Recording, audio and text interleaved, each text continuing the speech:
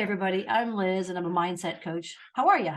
I'm here with Blue, my snory dog, who can barely breathe.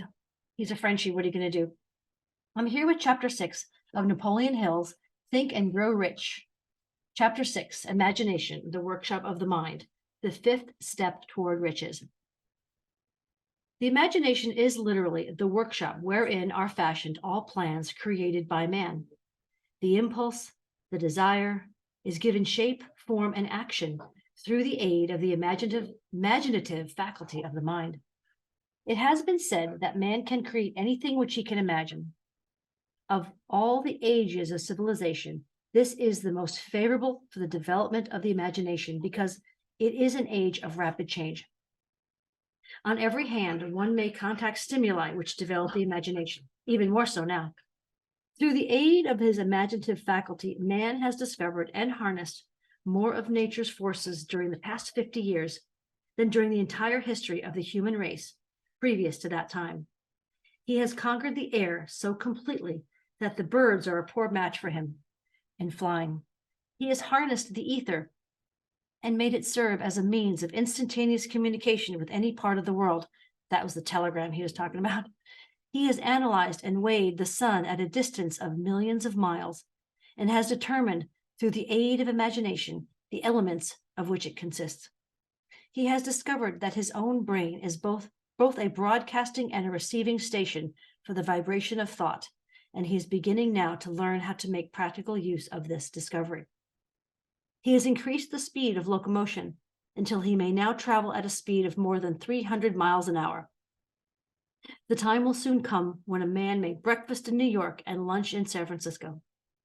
Man's only limitation, within reason, lies in his development and use of his imagination. He has not yet reached the apex of development in the use of his imaginative faculty.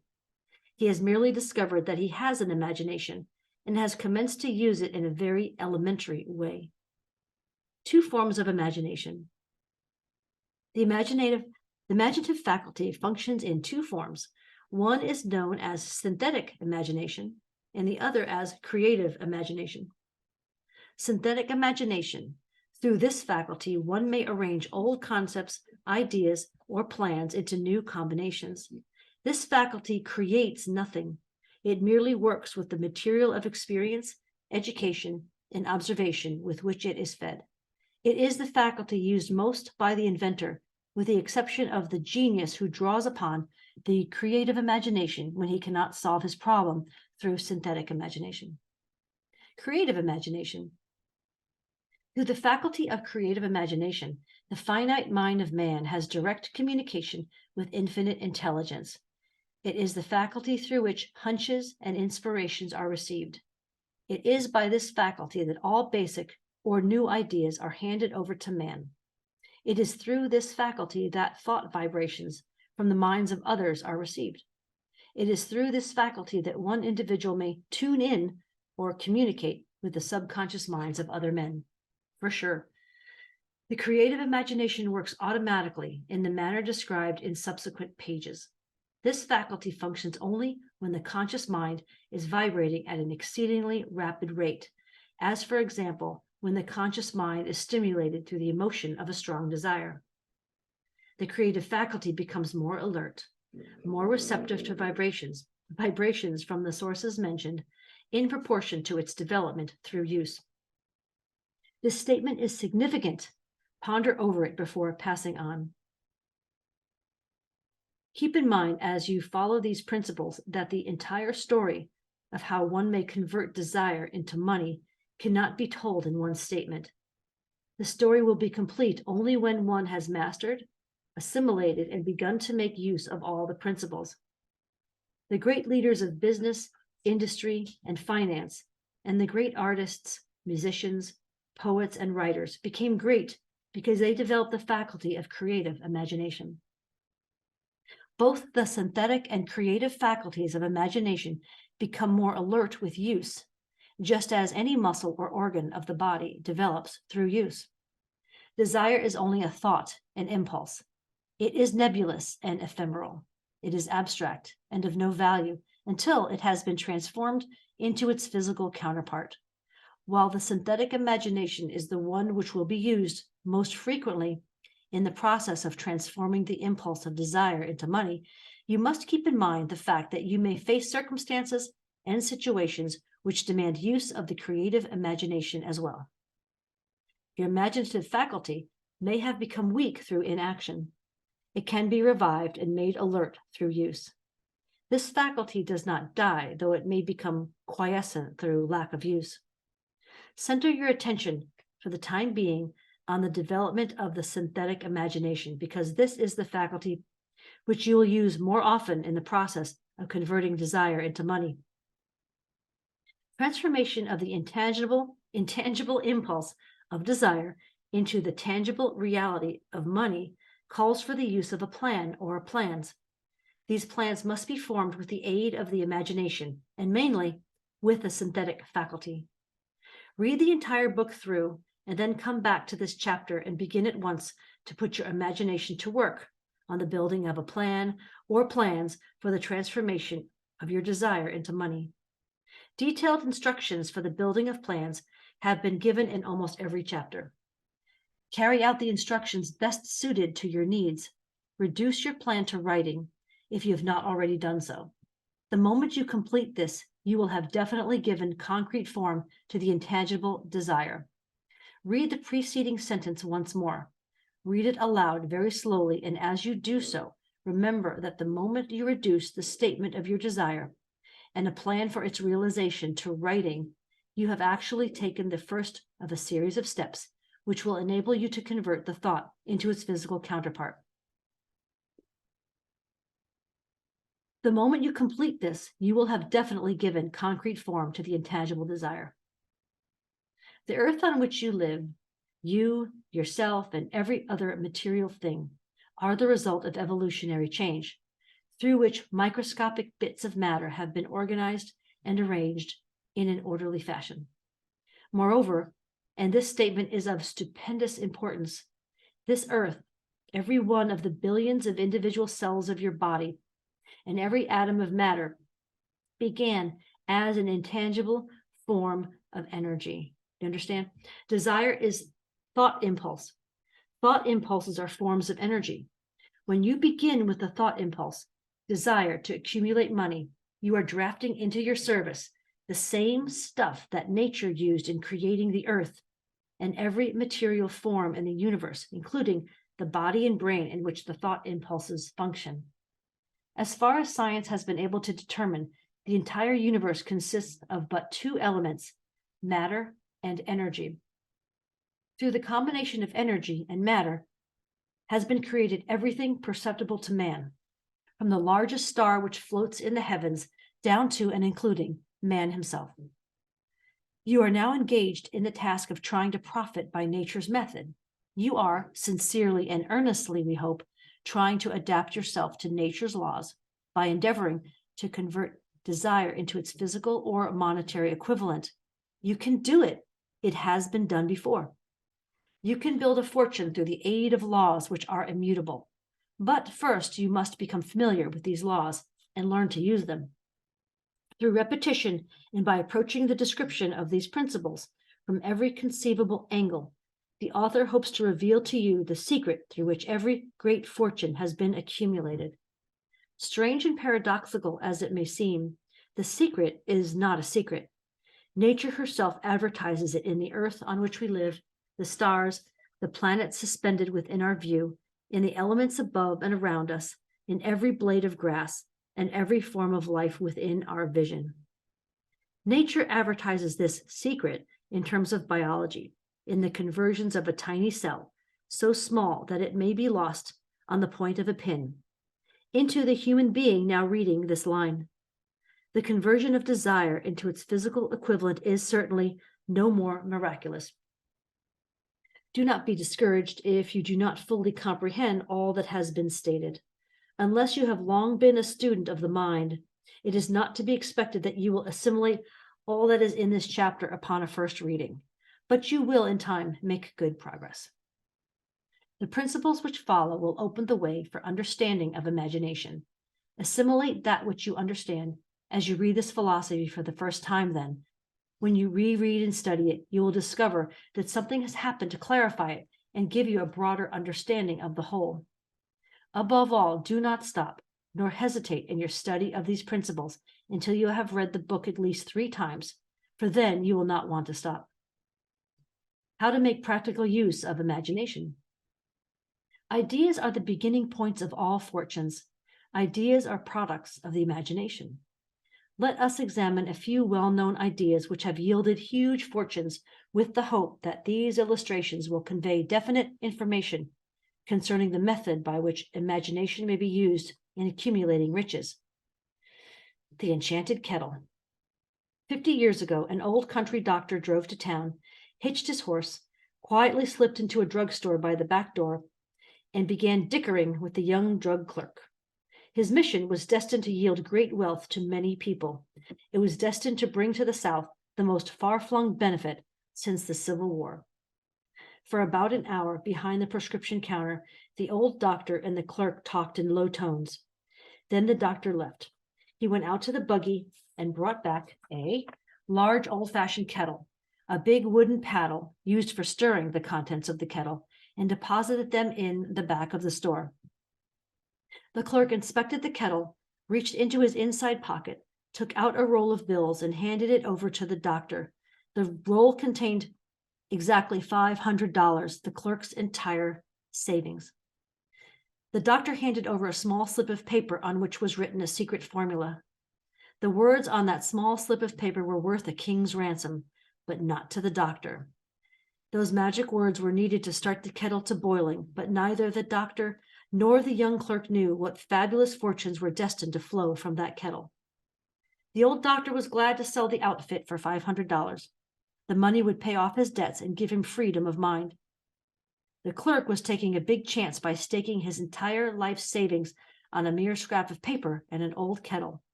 He never dreamed his investment would start a kettle to overflowing with gold that would surpass the miraculous performance of Aladdin's lamp. What the clerk really purchased was an idea. The old kettle and the wooden paddle and the secret message on a slip of paper were incidental. The strange performance of that kettle began to take place after the new owner mixed with the secret instructions an ingredient of which the doctor knew nothing. Read this story carefully, give your imagination a test.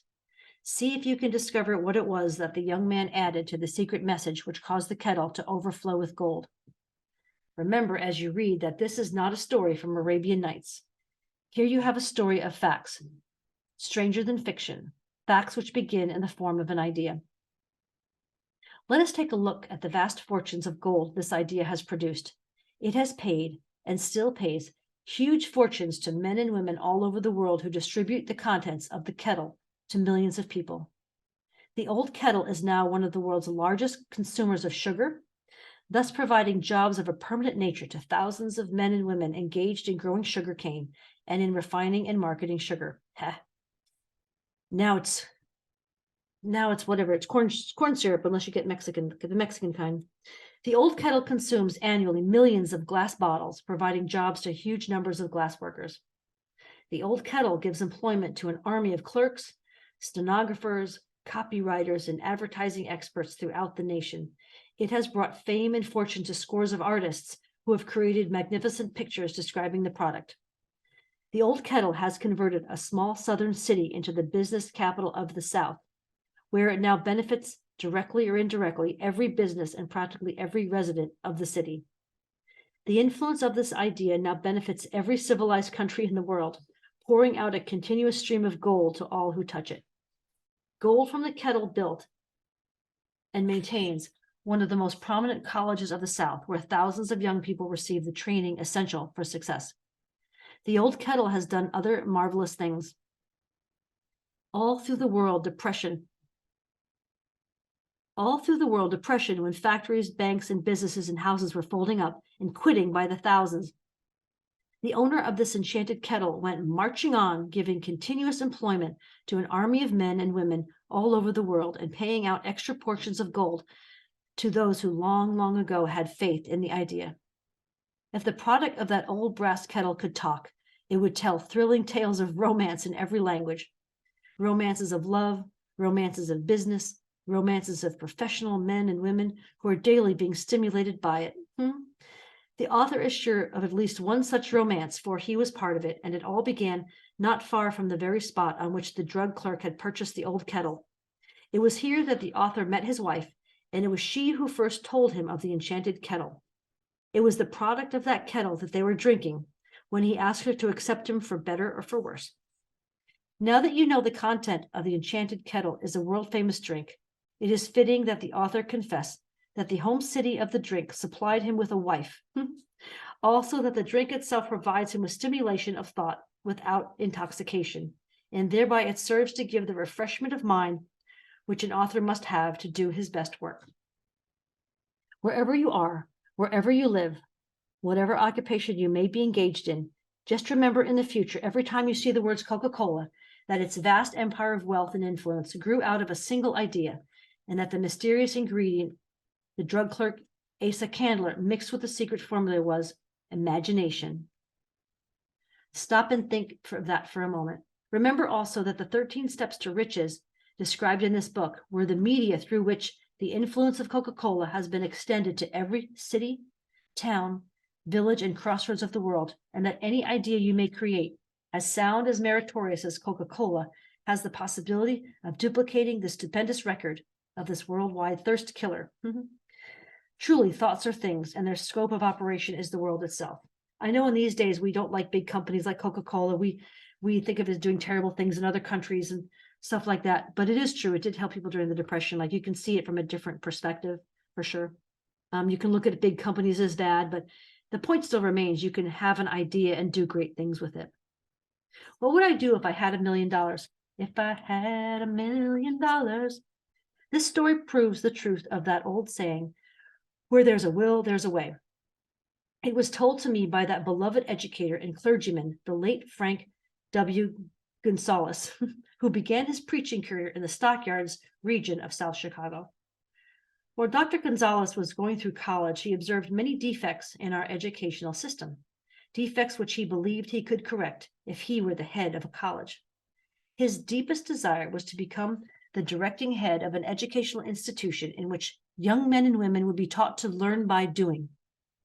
He made up his mind to organize a new college in which he would carry out his ideas without having been handicapped by orthodox methods of education.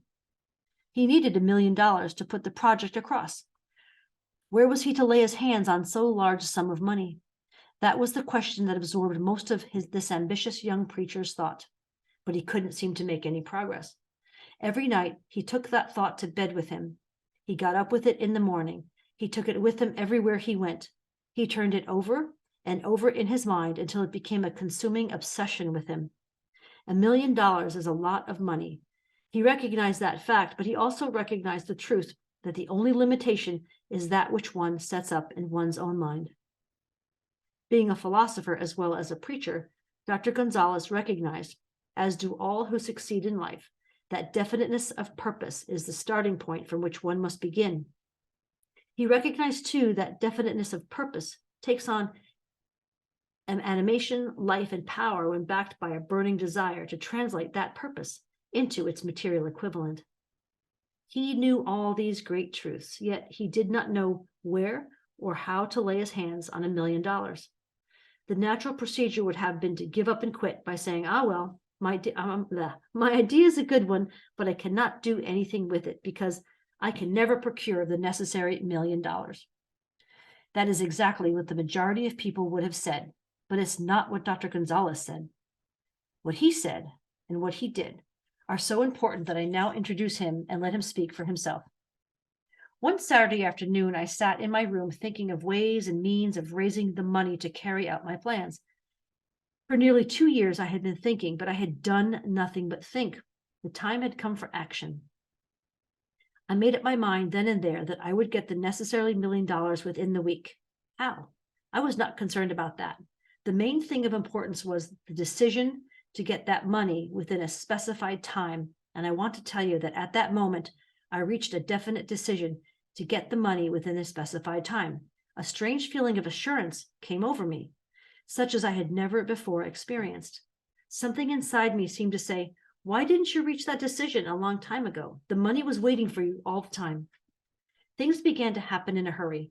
I called the newspapers and announced that I would preach a sermon the following morning entitled, What I Would Do If I Had $1 Million. I went to work on the sermon immediately, but I must tell you, frankly, the task was not difficult because I had been preparing that sermon for almost 2 years. The spirit back of it was part of me. Long before midnight, I had finished writing the sermon. I went to bed and slept with a feeling of confidence, for I could see myself already in possession of the $1 million. Next morning, I arose early, went into the bathroom, read the sermon, then knelt on my knees and asked that my sermon might come to the attention of someone who would supply the needed money. While I was praying, I again had that feeling of assurance that the money would be forthcoming. In my excitement, I walked out without my sermon, but did not discover the oversight until I was in my pulpit and about ready to begin delivering it. It was too late to go back for my notes, and what a blessing that I couldn't go back. Instead, my own subconscious mind yielded the material I needed. When I arose to begin my sermon, I closed my eyes and spoke with all my heart and soul of my dreams. I not only talked to my audience, but I fancy I talked also to God. I told what I would do with the $1 million if that amount were placed in my hands. I described the plan I had in mind for organizing a great educational institution where young people would learn to do practical things and at the same time develop their minds. When I had finished and sat down, a man slowly arose from his seat about 3 rows from the rear and made his way toward the pulpit. I wondered what he was going to do. He came into the pulpit, extended his hand, and said, "Reverend, I liked your sermon.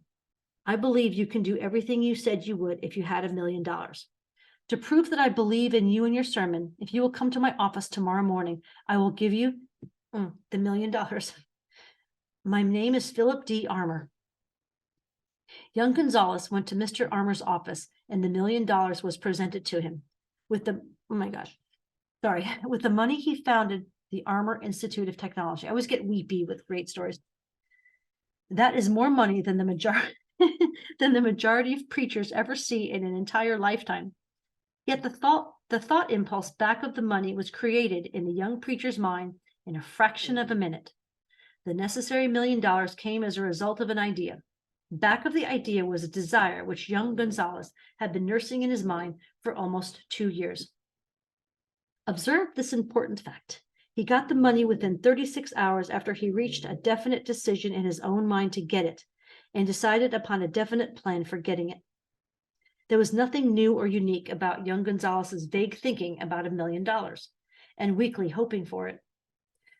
Others before him and many since his time have had similar thoughts, but there was something very unique and different about the decision he reached on that memorable Saturday, when he put vagueness into the background and definitely said, "I will get that money within a week." God seems to throw himself on the side of the person who knows exactly what he wants if he is determined to get just that. Moreover, the principle through which Dr. Gonzalez got his $1 million is still alive. It is available to you. This universal law is workable today as it was when the young preacher made use of it so successfully. This book describes step by step the 13 elements of this great law and suggests how they may be put to use. Observe that Asa Candler and Dr. Frank Gonzalez had one characteristic in common. Both knew the astounding truth that ideas can be transmuted into cash through the power of definite purpose plus definite plans. If you are one of those who believe that hard work and honesty alone will bring riches, perish the thought. It is not true. Riches, when they come in huge quantities, are never the result of hard work. Riches come, if they come at all, in response to definite demands based upon the application of definite principles and not by chance or luck. Generally speaking, an idea is an impulse of thought that impels action by an appeal to the imagination. All master salesmen know that ideas can be sold where merchandise cannot. Ordinary salesmen do not know this. That is why they are ordinary. A publisher of books which sell for a nickel made a discovery that should be worth much to publishers generally. He learned that many people buy titles and not contents of books. By merely changing the name of one book that was not moving, His sales on that book jumped upward more than 1 million copies. The inside of the book was not changed in any way. He merely ripped off the cover bearing the title that did not sell and put on a new cover with a title that had box office value. That, as simple as it may seem, was an idea. It was imagination. There is no standard price on ideas. The creator of ideas makes his own price, and if he is smart, he gets it. The moving picture industry created a whole flock of millionaires. Most of them were people who could not create ideas, but they had the imagination to recognize ideas when they saw them. The next flock of millionaires will grow out of the radio business, or now internet business, which is new and not overburdened with people of keen imagination. The money will be made by those who discover or create new or more meritorious radio programs and have the imagination to recognize merit and to give the radio listeners a chance to profit by it. Internet. The sponsor, that unfortunate victim who now pays the cost of all radio entertainment, soon will become an idea conscious and demand something for his money. The man who beats the sponsor to the draw and supplies programs that render useful service is the man who will become rich in this new industry. Crooners and light chatter artists who now pollute the air with wisecracks and silly giggles all will go the way of all light timbers, and their places will be taken by real artists who interpret carefully planned programs which have been designed to service the minds of men, as well as provide entertainment. Here is a wide open field of opportunity screaming its protest at the way it's being butchered because of lack of imagination, and begging for rescue at any price. Above all, the thing that radio needs is new ideas. Internet. If this new field of opportunity intrigues you, perhaps you might profit by the suggestion that the successful radio programs of the future will give more attention to creating buyer audiences and less attention to listener audiences. Stated more plainly, the builder of radio programs who succeeds in the future must find the practical ways to convert listeners into buyers. Moreover, the successful producer of radio programs in the future must key his features so that he can definitely show its effect upon the audience. Sponsors are becoming a bit weary of buying glib selling talks based upon statements grabbed out of thin air. Like the modern day. They want and in the future will demand indisputable proof that the Who's It program not only gives millions of people the silliest giggle ever, but that the silly giggler can sell merchandise. Another thing that might as well be understood by those who contemplate entering this new field of opportunity, radio advertising is going to be handled by an entirely new group of advertising experts, separate and distinct from the old-time newspaper and magazine advertising agency men. The old-timers in the advertising game cannot read the modern radio scripts because they have been schooled to see ideas. The new radio technique demands men who can interpret ideas from a written manuscript in terms of sound. It costs the author a year of hard labor and many thousands of dollars to learn this. Radio right now is about where the moving pictures were when Mary Pickford and her curls first appeared on the screen. There's plenty of room in radio for those who can produce or recognize ideas. Internet. If the foregoing comment on the opportunities of radio has not started your idea factory to work, you had better forget it. Your opportunity is in some other field. If the comment intrigued you in the slightest degree, then go further into it, and you may find the one idea you need to round out your career. Never let it discourage you if you have no experience in radio. Andrew Carnegie knew very little about making steel. I have Carnegie's own word for this, but he made practical use of two of the principles described in this book and made the steel business yield him a fortune. The story of practically every great fortune starts with the day when a creator of ideas and a seller of ideas got together and worked in harmony. Carnegie surrounded himself with men who could do all that he could not do, men who created ideas and men who put ideas into operation, and made himself and the others fabulously rich.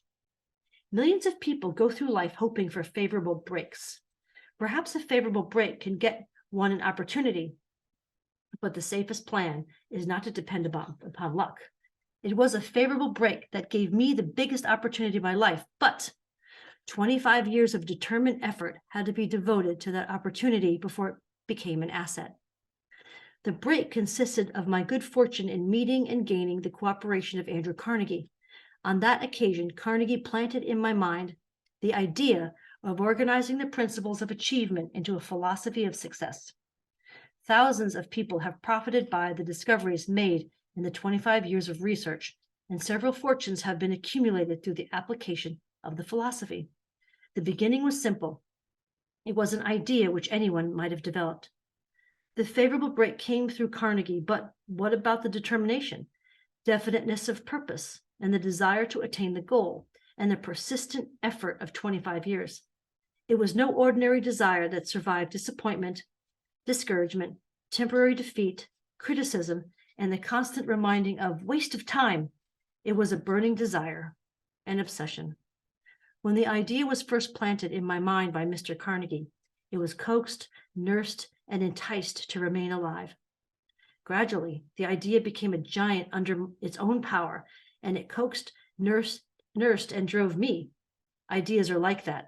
First, you give life and action and guidance to the ideas, and then they take on a power of their own and sweep aside all opposition. Ideas are intangible forces, but they have more power than the physical brains that give birth to them. They have the power to live on after the brain that creates them has returned to dust.